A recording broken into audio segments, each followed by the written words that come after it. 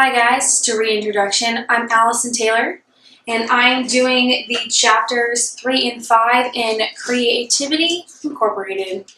So if you guys would definitely go ahead and open up that presentation that I posted with the PowerPoint, that'd be great. Of course, you're going to skip past the two title pages, starting with Introductions to Pixar Studios. So what I'm going to start here is just kind of like the back history of Pixar, starting with three major dates. First year, 1974, being when the GCL was created, the Computer Graphics Lab, and it was the first idea to be able to use computer graphics in film. That was the whole premise behind it. Thus, they hired on Ed Catmull to be able to help do that. And so 1979, that company was bought out by George Lucas to be a part of Lucasfilm so they could help him on his Star Wars films, as well as help out on other projects as well. It became the graphics group. When he, of course, got divorced and his finances fell through, he sold the company the graphics group specifically, to Apple Incorporated, where Steve Jobs made Pixar its own incorporated business. And so Steve Jobs became the CEO, Ed Catmull became the president, and Alvy Ray Smith became the vice president. And so then comes, of course, Pixar then and now. So reviewing, of course, the early years, when Ed reviews back on his early years in Pixar, he realizes what he could have done better. First being that your first impression always sticks, and it sticks for a long time. Of course, him and Alvy were not marketers. They didn't work in business. They were animators. And so when Steve tasked them with trying to set up their business nationally, they started asking experts for advice. One of the advice they got was raise the price high and then drop it low, so that when you raise the price high, it looks like it's a really cool product, and when the public becomes more interested in it, you can drop it lower so they can afford it.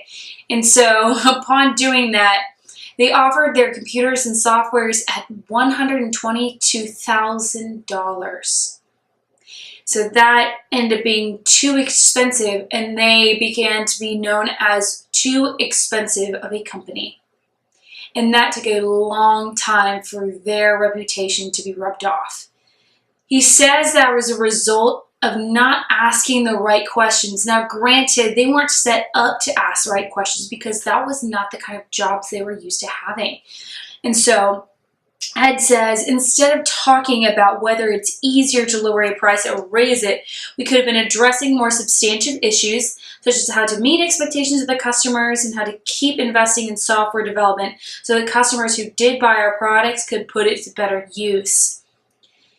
And so he wanted to create a new vision to fix Pixar, thus looking into Deming's assembly line theory. Now, granted, he doesn't use the word theory, I do, just because the idea is it's the best word to use here.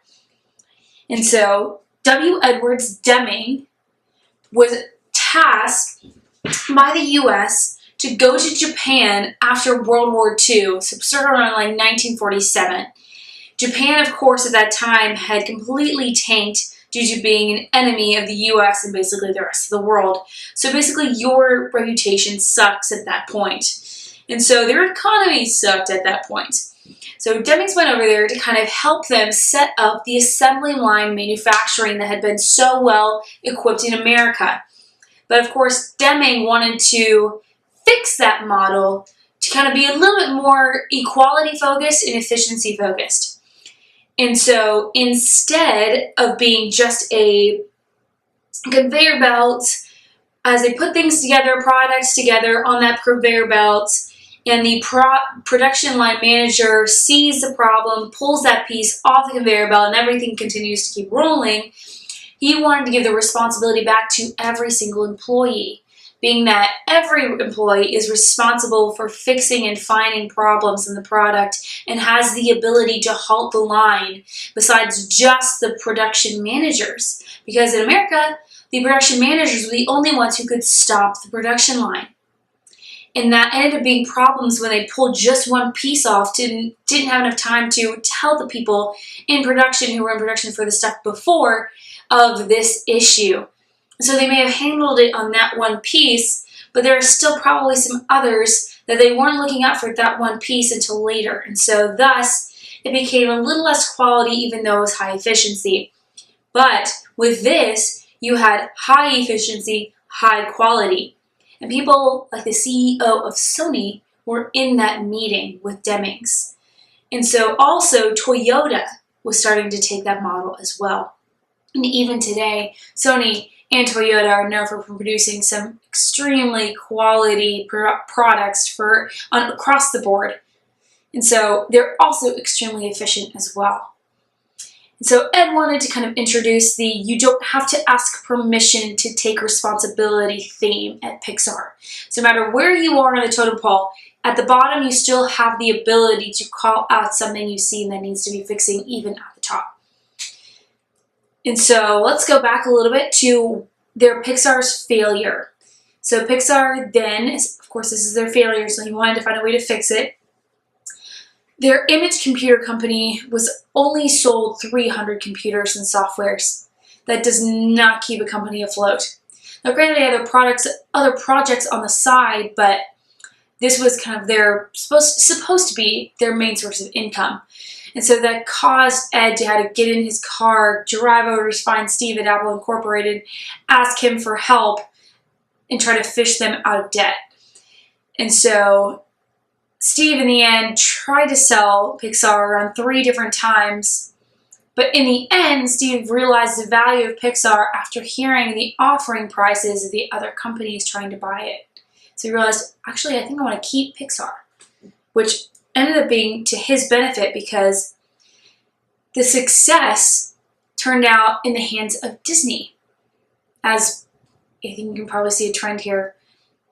Disney was a consistent client with Pixar in that Pixar actually created their CAPS system. CAPS was computer animation production system that they used for feature films like Beauty and the Beast, or Aladdin, or Little Mermaid, or The Lion King. These are household names. Pixar created the system that helped create those. And so Disney went to Pixar in 1991 and asked them to create their own feature film. And so that's when Toy Story was born. It became one of the largest accruing movies of that year. It was incredible. And it caused Pixar to kind of shift gears and became its own freestanding animated studio. And so it created a new goal for Ed. Ed, as the president, of course, was so focused on for so many years, having started in CGL and then, of course, finishing out in Pixar with Toy Story. He was so fixated on trying to create a feature film with Pixar that once it was completed, he kind of was asking, now what? And thus, he started kind of taking some more time to observe rather not the product, but the production, the people who were creating the product. And so he kind of came to the realization that even though the upside was, hey, we completed a feature film that was incredibly successful, but our teams aren't working together. And he didn't realize that because he thought by just popping in here and there, talking to people, asking how they were doing, was doing enough of a job to find problems, but it wasn't. He says that sometimes people are reluctant to bring up their fears because they don't want to be complainers. He said that being on the lookout is not the same as seeing problems. To look out for problems is not the same as seeing them, thus creating for himself a new goal. So he wanted to start creating a question-based culture so that people could ask the right questions no matter where they were at. This, of course, he wanted to pose some questions like, if we had done some things to achieve success, how can we ensure that we understood what those things were? Can we replicate those things? Should we replicate those things? Do we know what was potentially trying to undo us? How can we bring those things to light? How much of this was luck? Would our egos grow too big? How can we address overconfidence? And what dynamics could arise with new staff coming into a successful business versus when we had staff that was in a struggling one. And so his real goal started becoming more shaped around trying to create a culture that didn't just pay, of course, he says, lip service to important things like honesty, excellence, communication, originality, and self-assessment, but is really committed to them. And he also is trying to figure out a way to foster a culture that would keep, of course, as he says, sight lines clear, even as we accepted that we were often trying to engage things they could not see. And then his hope, of course, was to create a culture that would go far past him being there at Pixar. Things that could happen, continue on for years and years to come and generations to come working on Pixar. And so, of course, I think that within these are some starters. Is what cultures are we creating or wanting to create in our businesses? Are we creating cultures that can be continuous as well as fosters openness and honesty? And so he's trying to figure out a way he can do that. And his final question kind of overall being, how can we enable the talents of these people, keep them happy, but yet not let the inevitable complexities that come with any collaborative endeavor undo us along the way? And chapter 5 brings that answer. Okay, chapter 5. So the answer to the question posed before is the brain trust. The brain trust is a group of passionate and just smart people that you put them in the room together and they are there to identify and solve problems. And so they're also there to be candid and encouraging. Ed puts it this way. He says it's supposed to be for frank talk, spirited debate, laughter, and love. He says those are essentials for the brain trust.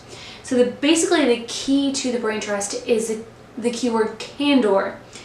And so he doesn't like using the word honesty just because honesty has a lot of moral connections or moral connotations, being that being honest means you need to assume being nice.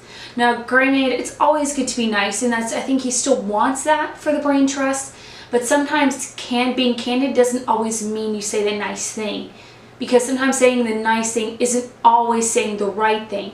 So being candor is forthrightness and frankness. It isn't supposed to be cruel or destroying. And so he wants to use being candid in the brain trust being the main goal. That though, yes, being honest technically is the right word as well, but rather sometimes being honest, people assume you have to be saying, sugarcoating things and putting things in a nice way. When you can be candid, being forthright, but also still be encouraging. And so with brain trust in Pixar, the original brain trust actually came out of Toy Story. You had your big guys now that are John Lasseter, Pete Docter, Lee Unkrich, Andrew Stanton, and Joe Ranft. They were the original brain trust group. They would meet throughout the making of Toy Story, go over the storyline, go over the writing, the animation, and just kind of go back and forth with each other, kind of like just reviewing what they felt was needed to be addressed so they can make it better. The term brain trust didn't actually come into being until around 1999 during the filming of Toy Story 2, when they started having to make the groups bigger and they started making it a little more organized. And so what it became was, just due to the variety of projects, is that it kind of evolved into a multi-level group where you had people who were at the very top and the people who were at the very bottom, all part of this group that were able to share in solutions to maybe different problems being approached at different milestones of the filmmaking. And so even smaller brain trusts within the actual filmmaking process are also being held. And so it became a culture of asking questions and also stating solutions. Here's some personal analogies within Pixar with the brain trust. We've got Michael Arndt, who makes it kind of just brings to the point that it's painful, but it's necessarily painful. And Rich Moore talks about it being a puzzle, that you put down your puzzle to help somebody else's and vice versa. Bob Peterson kind of views it as the Grand Eye of Sauron, just a reference to Lord of the Rings, in that when it fixes its eyes on you, focuses on you, nothing can be unseen. And that Andrew Stanton also makes a remark about it being like a hospital where the movies are patients and your brain trust is a panel of doctors trying to find a diagnosis. But Ed's favorite is from Jonas Rivera, who basically worked his way from an office assistant to a director's position. He states it as, if the movies are patients, then they are in the utero when the brain trust first evaluates them. The brain trust meetings are where the movies are born. And so moving on, I want to go into what can hurt the brain trust since it's so important. So the things that can hurt the brain trust are things like wrong motives. When you have the wrong motives, like being motivated by getting credit or pleasing your supervisors or just even winning in a debate, that kind of puts things back. You're not helping anything. You're not adding solutions. You're just trying to show off. Overthinking. Thinking in your head, is this a stupid idea? How many times am I allowed to talk? Can I even tell the director that I don't like something? And so that's something where it's like, leave that at the door. You can say anything. Don't be worried about it. And so next one is going beyond social norms. He mentions how the social norm is to not really tell the truth or maybe even sugarcoat the truth to people who are in higher positions because you kind of don't want to lose your job. And so the next one being performance anxiety. You're looking around the room, you're like, I don't want to be an idiot. There's so many people in here. And also sometimes people can be nervous around people who have stronger, more confident personalities. Lastly, being the most important is pride. I think before anything else, the main point is you are not your idea. And if you identify too closely with your ideas, you will take offense when they are challenged. And so my challenge to you, especially a lot of you who are maybe upper management or are head of other groups within your programs and your jobs, remember that you are not your ideas, you are not your job.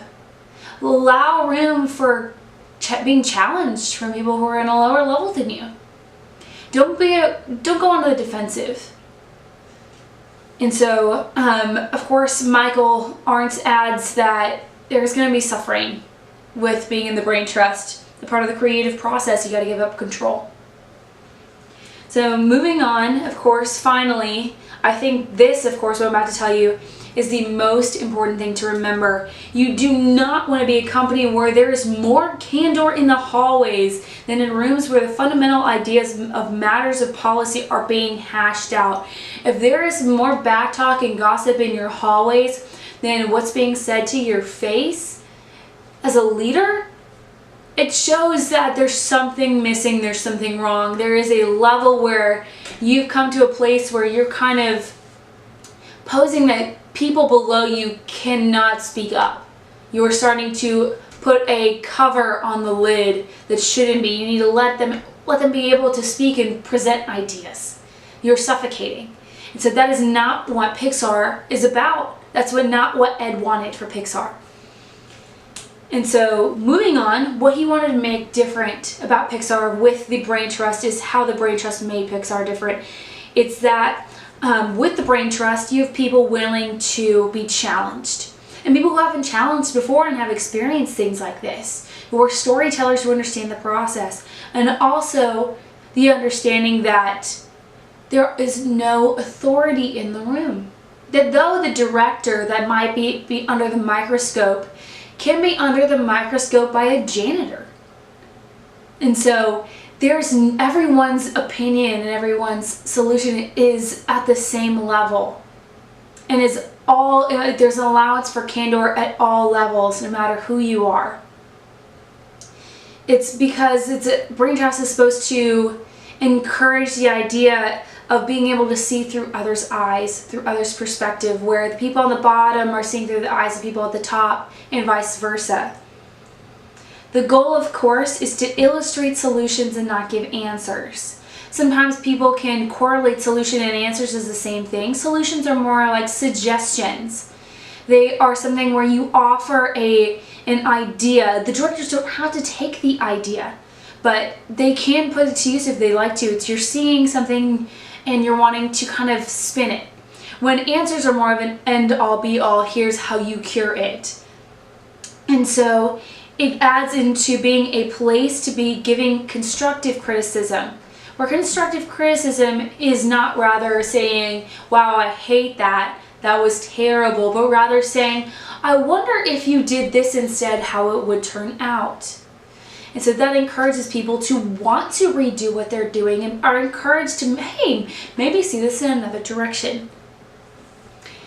And so with successful feedback, it's built on empathy. And when you're all in it together, you all understand the pain you're experiencing together. So of course, in conclusion, I want to of course state that Ed says that the brain trust is not a cure-all. It does not fix all of the problems that you're wanting to pose. Now granted, also it takes time and trust to be able to build a successful brain trust. Trust, of course, being in that word, that phrase. You have to be able, as an employer or somebody who's at the head of the totem pole, to be able to build a connection to people below you so they feel compelled and they also feel comfortable to say something. Also, it won't help any participants who aren't willing or don't understand the philosophies of being candor or equality. And if you can't accept criticism, you're more than likely not going to get anything out of the brain trust. And also something to remember that it evolves over times and it adapts just because of the new people coming in and out and how your job is going to be changing and your company is going to be changing.